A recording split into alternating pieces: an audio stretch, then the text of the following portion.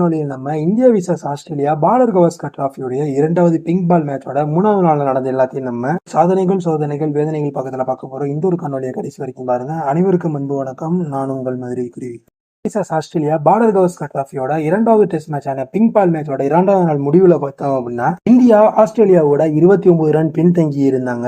அது மட்டும் இல்லாம 28 ரன்களோட ரிசர்வ் பண்ணிட்டும் நிதிஷ்குமார் ரெட்டி 15 ரன்களோட களத்துல இருந்திருந்தாங்க அந்த நாள் இறுதியில. அது மட்டும் இந்தியா இந்த லீட் அடிக்குமா இல்ல இன்னிங்ஸ் டிஃபீட் பெறுமான்ற மாதிரி இந்த ஒரு நாள் ஆரம்பிச்சிருந்தது. இந்த ஒரு நாள் ஆரம்பிச்ச கொஞ்ச நேரத்திலேயே பார்த்தோம் அப்படின்னா இந்தியாவுக்கு ஹார்ட் பிரேக் ஆயிருச்சுன்னு சொல்லணும். அதுக்கப்புறம் இந்த ஹார்ட் பிரேக்கு கொஞ்சம் எயில்மெண்ட் கிடைச்சாலும் கூட இந்த ஒரு மேட்ச் போற போக பார்த்தா அப்படின்னா சரிபட்டு வராது, மூணாவது மேட்ச் என்ன நடக்குதுன்னு பார்த்து போன்ற மாதிரி தான் மனநிலை மாறிடுச்சுன்னு சொல்லணும். அது மட்டும் இல்லாம இந்தியன் பேட்ஸ்மேன்ஸ் பார்த்தோம் அப்படின்னா ஆஸ்திரேலியா பவுலர்ஸ்களுக்கு கூட நிறைய வாய்ப்பு தரலன்னு தான் சொல்லணும்.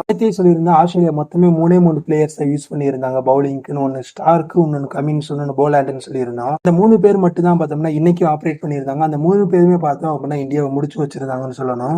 இது மாதிரி நடந்த எல்லாத்தையும் நம்ம சோதனைகள் வேதனைகள் பக்கத்துல பாத்துடலாம். ஃபர்ஸ்ட் இந்த மேட்சில் நடந்த சாதனைகள்லாம் என்னென்ன அப்படின்னு பார்த்தோம்னா ஜெயிச்சாதான் வரும். ஆஸ்திரேலியா பக்கம் தான் முழுக்க சாதனைகள் போய் சேர்ந்திருக்குன்னே சொல்லணும். எதனால நான் அப்படி சொல்றேன் அப்படின்னா இந்தியாவோட பேட்டிங் ஆர்டர் அப்படி இருந்துச்சுன்னு சொல்லணும். இப்ப பேட் கமின்ஸ் பார்த்தோம் அப்படின்னா தன்னோட 14வது ஃபைஃபர் எடுத்திருந்தாரு. அது மட்டும் இல்லாம இந்த ஒரு பிஜிடி இயர்ல அதிகபட்சமா ஃபைஃபர் எடுத்ததுல 9 ஃபைஃபர் எடுத்து முதல் இடத்துலயே இருக்காரு. அது மட்டும் இல்லாம இரண்டாவது முறையா டே அண்ட் நைட் டெஸ்ட் மேட்ச்ல அடிலைட்ட இன்னொரு முறையும் தோக்கடிச்சிருக்காங்க ஆஸ்திரேலியா. இது மட்டும் இல்லாம கம்மியான பால் கன்சிட் பண்ண டெஸ்ட் மேட்ச் இந்த ஒரு டெஸ்ட் மேட்சா தான் இருக்கு. மொத்தமே பார்த்தோம்னா 1031 பால்கள் தான் போடப்பட்டிருக்கு.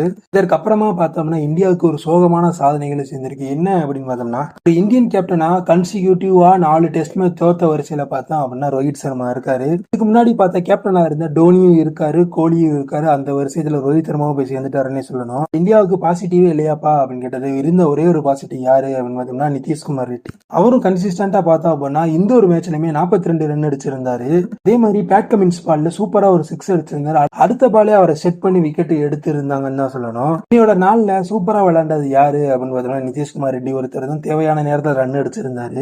எல்லாரும் எதிர்பார்த்துக்கிட்டு இருந்த ரிஷப் பண்ட் பார்த்தோம் அப்படின்னா இந்த ஒரு மேட்ச்ல நம்ம ஏமாட்டிட்டாருன்னு தான் சொல்லணும். அதுக்கப்புறம் வந்து ரவிச்சந்திரன் அஸ்வின், ஹர்ஷத் ராணாலாம் பார்த்தோம் அப்படின்னா இந்தியாவுக்கு எந்த ஒரு பெரிய ஸ்கோர் அடிக்கலைனாலும் கூட கடைசியா இறங்கின முகமது சிராஜ் பார்த்தோம் அப்படின்னா 8 பாலுக்கு 7 ரன் அடிச்சிருந்தாரு.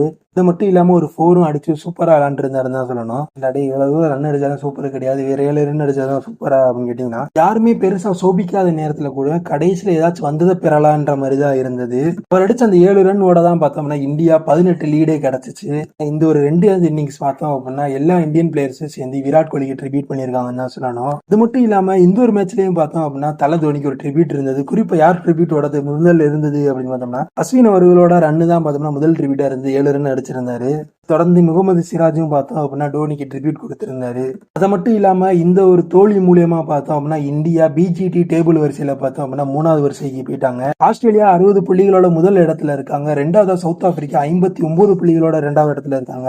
இந்தியா பார்த்தோம் அப்படின்னா 57 புள்ளிகளோட 3வது இடத்துல இருக்காங்க. அடுத்து வர 3 முக்கியமான மேட்சையும் பார்த்தோம் அப்படின்னா இந்தியா ஜெயிச்சால் மட்டுமே யாரையும் எதிர்பார்க்காம நம்ம WTCல போயிட்டு கப்பு வாங்குவோமா கப்பு கொடுப்போமான்ற மாதிரி யோசிக்கணும். அடுத்த 3வது மேட்ச் எங்க நடக்க போகுது அப்படின்னு பார்த்தோம்னா பிரிஸ்பேன்ல இருக்க கூட கேபா ஸ்டேடியத்தில் நடக்க போகுது. கேபான்றது ஆஸ்திரேலியாவோட கோட்டையா இருந்தது. இந்த கோட்டையை ஓட்டையாக்கின பெருமை வந்து நம்மளுக்கும் இருக்கு, வெஸ்ட் இண்டீஸுக்கும் இருக்கு. ஆஸ்திரேலியா கோட்டையில ஓட்ட போட்டதுக்கு ஆஸ்திரேலியா நம்மள பழி வாங்குவாங்களா இல்ல இந்தியா நல்லா ஆடி அந்த ஓட்டையை பெரிய ஓட்டையை ஆக்குவாங்களான்றதை நம்ம பொறுத்து இருந்துதான் பார்க்கணும். இது எல்லாமே தான் இந்த மேட்சோட சாதனைகள். இந்த மேட்சோட சோதனைகள்ல என்னென்ன அப்படின்னு பார்த்தோம்னா இந்த மேட்ச்ல சோதனையும் வேதனையும் முழுக்க பார்த்தோம் அப்படின்னா இந்தியாவுக்கு மட்டுமே இருந்துச்சுன்னு தான் சொல்லணும்.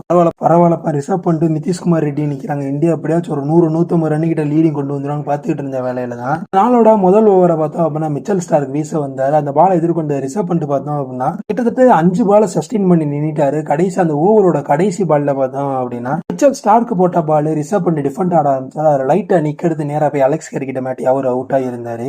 ரிஷப் பண்ட் போனா நான் அடுத்து நம்ம ஆசன் இருப்பாரு, எப்படியும் நம்மளை காப்பாத்தினாரு. அது மாதிரி இவர் டிஃபென்ஸ் ஆடி நிதிஷ்குமார் ரெட்டி பக்கம் ரன் அடிப்பாங்கன்னு பார்த்தா ஆசன் என்னதான் 3 ரன் 1 ரன் நல்லா ரன்னர் சேஞ்ச் பண்ணிக்கிட்டே இருந்தாலும் கூட பேட் கமின்ஸ் வந்து பார்த்தோம் அப்படின்னா ஒரு லெக் சைட்லயே பால பவுன்ஸ் போட்டுக்கிட்டே இருந்தாரு. 2 பால் பார்த்தோம் அதே மாதிரி ஷாட் எல்லாம் போய்கிட்டே இருந்தாரு. அதுக்கப்புறமே நம்ம கழிக்க முடிஞ்சு 3வது பால் இப்படிதான் போட போறாங்க. ஆசனா திருப்பி சுத்த போறாரு மாட்ட போறாருன்ற மாதிரி யோசனை இருந்துச்சு. கரெக்டா அதே மாதிரி செட் பண்ணி பால் போட்டாரு, சுத்தினாரு, அவுட் ஆயிட்டாரு. அவருக்கப்புறம் அந்த ஹர்ஷித் ராணாவும் பார்த்தோம் அப்படின்னா ஓரளவுக்கு இவருக்கு சப்போர்ட் பண்ணியிருந்தாருன்னு தான் சொல்லணும். அந்த ஓவரோட பால்ல பார்த்தோம் அப்படின்னா நிதிஷ்குமார் ரெட்டி சிங்கிள் எடுத்து அவர் பேட்டிங் கொடுத்திருந்தாரு. அதே ஓவரோட 3வது பால்ல பார்த்தோம் அப்படின்னா ஹர்ஷித் ராணாவும் அவுட் ஆகி இருந்தாரு.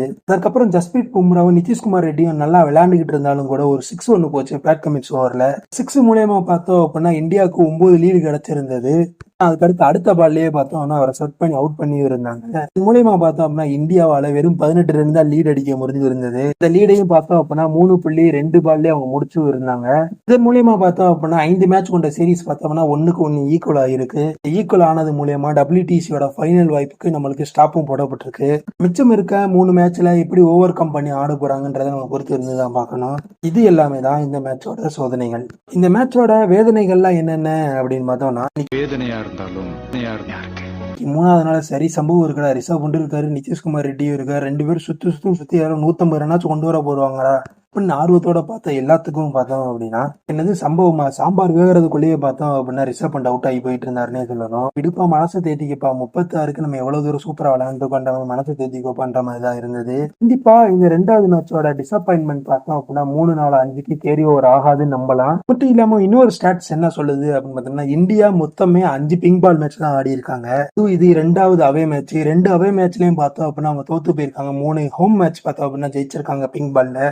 இது மட்டும் இல்லாம ஆஸ்திரேலியாவோட பிங்க் பால் டெஸ்டோட ரெக்கார்ட்ஸ் பார்த்தோம் அப்படின்னா ஆஸ்திரேலியா இன்ன வரைக்கும் 12 பிங்க் பால் டெஸ்ட் ஆடி இருக்காங்க.